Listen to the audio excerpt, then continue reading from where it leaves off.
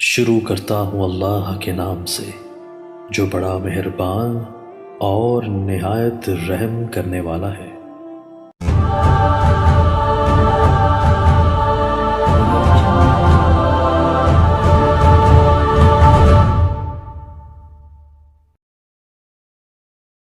ایک امام مسجد نے لڑکے کو فون پر زنا کی دعوت دی ہے، زنا کیا نہیں ہے، بہرحال اس کو کہو توبہ کرے، اور تم اسی قسم کے ٹیلی فون سنتے رہتے ہو، تم نے کیسے سن لیا؟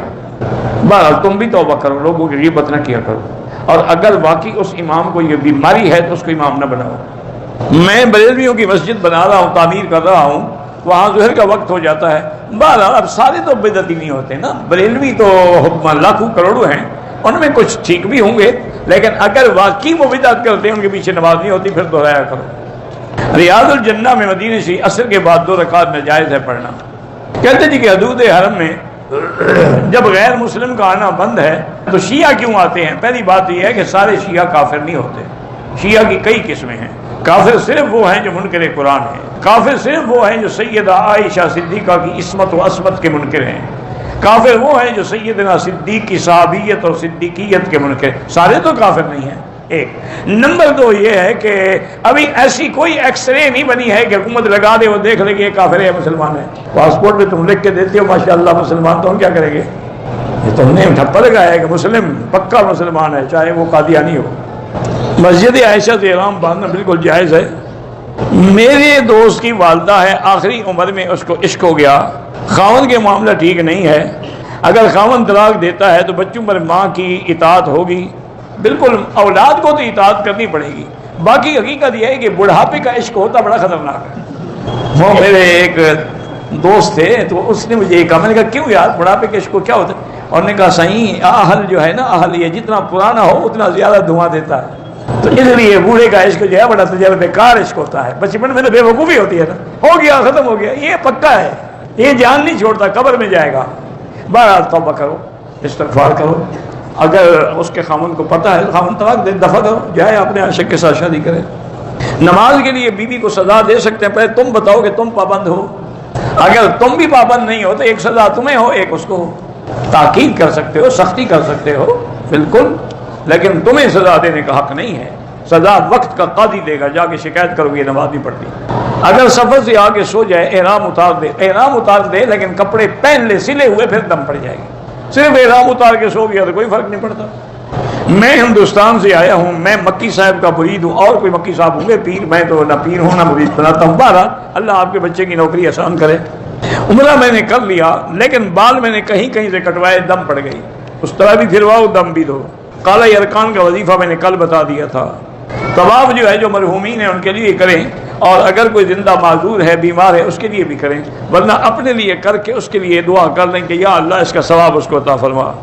پہلا عمرہ میں نے اپنا کیا ہے، دوسرا عمرہ مدینے سے واپسی پہ اپنی ماں کے نام کر سکتا ہوں؟ ہاں کر سکتے ہیں۔ دم کا معنی یہ ہوتا ہے کہ جب آپ نے واجب چھوڑ دیا، مثلا عمرے میں صفا مروہ واجب ہے، آپ نے چھوڑ دیا، دم پڑ جائے گی۔ دم نہ دے تو بیوی تو خیر حلال ہوگی، لیکن دم نہ دینے والا گناہگار ہے۔ مولانا طارق جمیل صاحب کے بارے میں ابھی 1-2 دن کا تو مجھے پتہ نہیں ہے، اس سے پہلے تو پتہ لگا تھا کہ ان کی طبیعت خراب ہے۔ اللہ ان کو شفائے کاملہ، صحت عاجلہ دائمہ عطا فرمائیں۔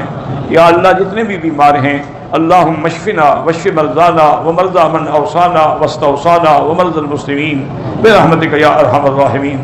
خاص طور پہ علماء کے لیے دعا کیا کرو، علماء بڑی مدتوں سے بات پیدا ہوتے ہیں، رنگ لاتی ہے ہنا پتھر پہ پس جانے کے بعد، ہر کوئی عالم نہیں بن جاتا۔ ایک مسجد میں امام نے نماز میں سجدے والی آیت تلاوت کی، یہ 100 دفعہ تو آپ نے پوچھا ہے، اگر مقتدی رکوع میں گیا ہے تو ٹھیک ہے، رکوع بھی نہیں کیا تو پھر نماز نہیں ہوئی، دوبارہ پڑھے۔ اللہ کے نبی جب عرش پر گئے تھے تو جوتے پہن کے گئے تھے، میں تو ساتھ گیا نہیں تھا، وہ تو جبریل بھی ساتھ نہیں گیا، تمہیں کیسے بتا دیا کہ جوتے پہن کے گئے تھے؟ یعنی جھوٹ بولنے میں شرم بھی نہیں آتی آدمی کو۔ عرش ایسا مقام ہے، اور میرے مدنی جیسا با ادب پیغمبر جو ہے وہ جوتے پہن کے جائے گا؟ خدا کا خوف کیا کرو، نبی پر جھوٹ بول رہے ہو، خدا پہ جھوٹ بول رہے ہو، عرش پہ جھوٹ بول رہے ہو۔ اگر طواف کرتے ہوئے جوتے ہمارے پاس ہوں کوئی حرج نہیں، اگر ہم اعمال کریں تو تمام مسلمانوں کو ثواب بھیجیں۔ میرا بھائی تمام مسلمانوں کے لیے دعا کریں۔ اگر حالت احرام میں سردی ہو گئی تو آدمی نے پاؤں پہ لحاف ڈال دیا، یا سردی سے بچنے کے لیے سر پہ بھی ڈالے، کوئی دم نہیں ہے، انشاءاللہ معذور ہے، بہرحال ایک طواف بندے کے ایک غلام کے آزاد کے برابر ہے، 50 کرو گے تو سبحان اللہ۔ حجر اسود کو بوسہ دیتے ہوئے کسی مسلمان کو تکلیف نہ پہنچائیں۔ احرام کی نیت کرنے کے بعد جہاد میں ٹیشو پیپر خوشبو والا کھول کر ہاتھ پر لگ گیا، دم تو نہیں ہے، 2-4 ریال خیرات کر دو۔ اگر کسی آدمی نے حج کیا لیکن طواف زیارت نہیں کیا، اس کا حج بھی نہیں ہوگا، بیوی بھی حلال نہیں ہوگی جب تک آ کے طواف زیارت بھی کرے اور ایک بڑا جانور بھی ذبح کرے۔ بڑے جانور سے مراد یعنی گائے، بھینس، اونٹ۔ ہم پاکستان سے عمرے کی نیت سے 20 دن کے لیے آئے ہیں، مکے میں ہمارے 10 دن ہیں تو نماز قصر پڑیں گے، 20 دن ایک جگہ تو نہیں ٹھہر رہے ہیں۔ میں نے 6 عمرے کیے ہیں، میں نے کسی کی نیت نہیں کی تھی، اب کرتا رہا۔ بہرحال دعا کریں، ثواب دیں گا۔ یہ کتنے دفعہ آپ پوچھیں گے کہ 4تھے دفعہ تو پرچی بھیج رہے ہیں آپ۔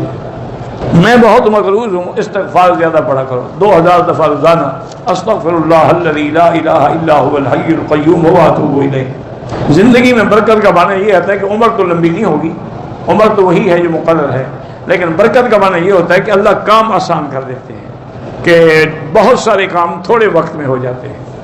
حرم میں بھی نمازی کے آگے نہ گزریں، مجبوری ہو تو سیدھے کی جگہ سے دور ہو کے گزر جائیں۔ میرا بزنس ہے ویزے کا، تو میں ٹور لے کے آتا ہوں عمرے کا، تو میقات سے بغیر احرام کے آپ تو پھر کام کرتے ہیں نا، آپ کوئی عمرے کے لیے تو نہیں آتے ہیں۔